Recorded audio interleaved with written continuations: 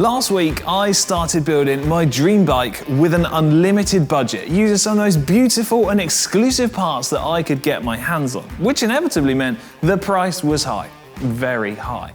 And in this video, I need to get the bike finished, I'm gonna weigh it, I'm gonna tell you all the different details about it, and of course, most importantly of all, I'm gonna ride the bike to see if it was really worth it after all. And also, I'm gonna reveal what's gonna actually happen to the bike once I'm done. Thankfully, the bike isn't far from complete. Just the chain, bar tape, bottle cages, pedals, and of course, bleed the brakes to go. So, straight to it.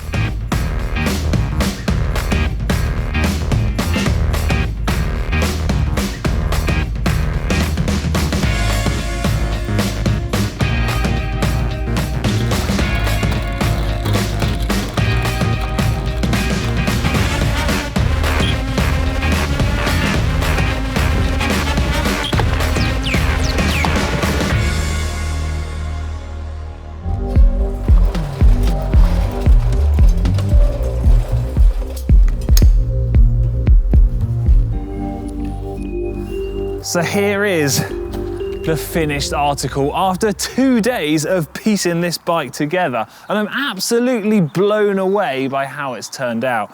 The detail and finishes on this bike are second to none. But before I head out and take this bike for its first ever ride, first things we need to do, run through the spec and explain why I chose to create this bike.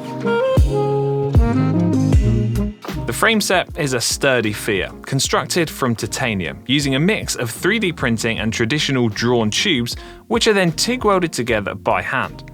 The fork is titanium with a carbon fiber steer tube, and the one-piece bar and stem is entirely 3D printed from titanium. It uses a 120mm stem, narrow 36cm handlebars, which then flare to a 38cm on the drops.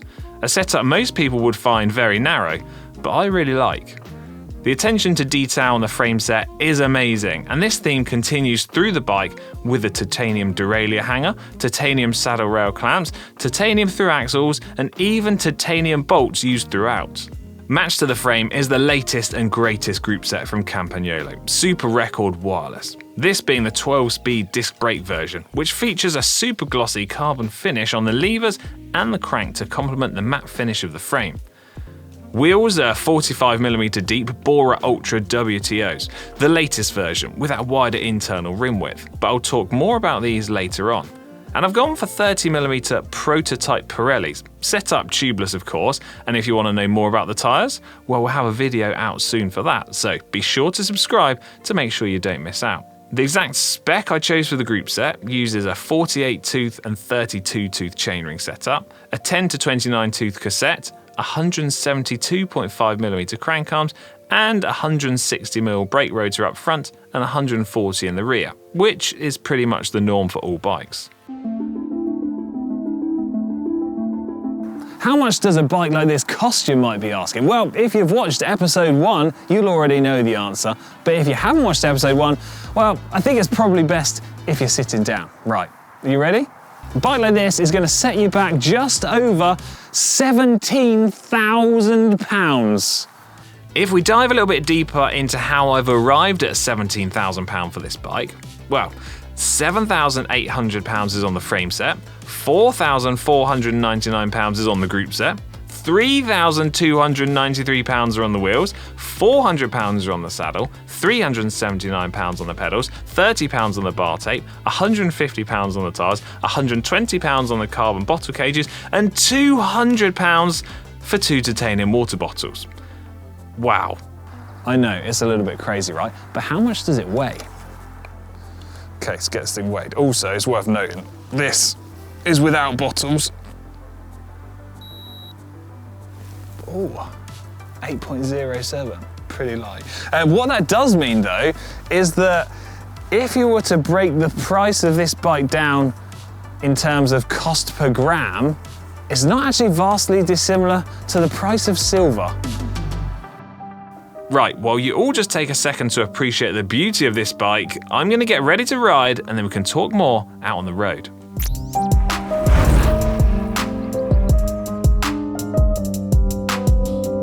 Being out on this bike feels absolutely incredible. And I'll let you in a little secret, because I actually finished building this bike a few days ago. And the day that I finished it, I was out that evening riding it, and I had the same big grin on my face as to what I've got now. Which, ultimately, I feel is what building your dream bike is all about. How does it actually feel to ride? Well, it does feel different to the top spec carbon fiber bikes that I'm fortunate enough to regularly ride.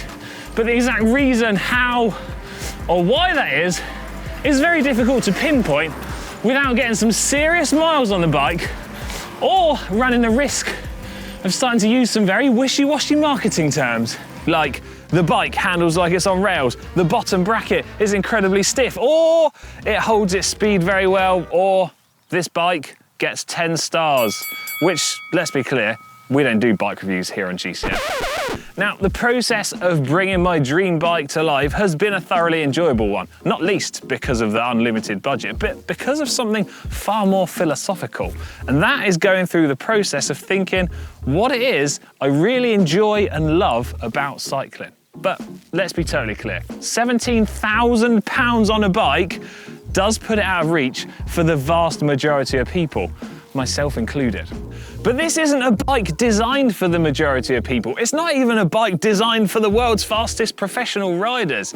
This bike is an amalgamation of Halo products for the type of people who appreciate the design, the ethos, the history, the heritage, the use of the exotic materials, and the exclusivity that comes with a bike at this price point.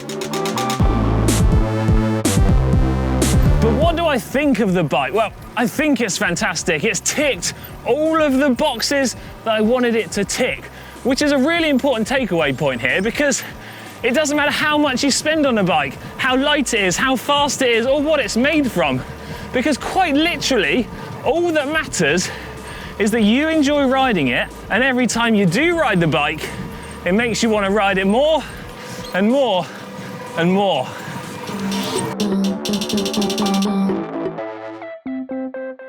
As I'm sure you've noticed already, I'm particularly excited about every single aspect of this bike, but one component I think the majority of people will overlook and underestimate are the wheels. Now, these Bora Ultra WTOs are the best of the best that Campagnolo has to offer, and I absolutely loved riding the previous versions. And these, the updated version, have got an even wider internal rim width, which has helped to take things up a notch. They're 23mm wide internally, which means these 30mm tyres sit real nice. But these aren't the only version of these wheels that's available. There's a 35, a 45, and a 60. The 35 being the lightest of the three options at 1,285 grams, the 60mm versions being the fastest at high speed, and then the 45, which are these ones, aiming to strike a balance between the two. The hubs of these wheels use Colt ceramic bearings, Colt standing for ceramic ultimate level. Campagnolo manufacture these wheels by hand, which is another acronym they've got, which is called Hulk, handmade ultra lightweight carbon. And just to keep the theme of using acronyms going, the beautiful finish on the rim is called C-Lux, which stands for Campagnolo Luxury.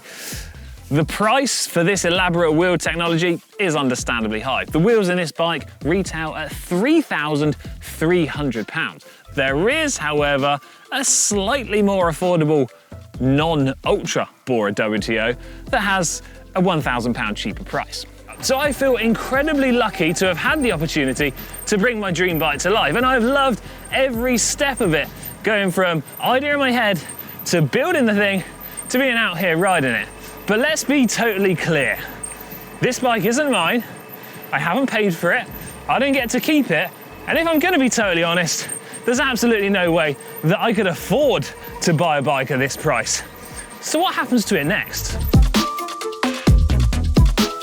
Well, the frame set is going to go back to Sturdy Cycles because Tom was just kind enough to loan me his personal frame for a couple of weeks. The group set and the wheels are going to go back to GCN Megabase, ready to be used on a future project, which kind of feels like a bit of a strange way to end this video, but I think it actually makes perfect sense because the whole idea behind this two-part build series was to find out if bringing a dream bike to life was actually worth it.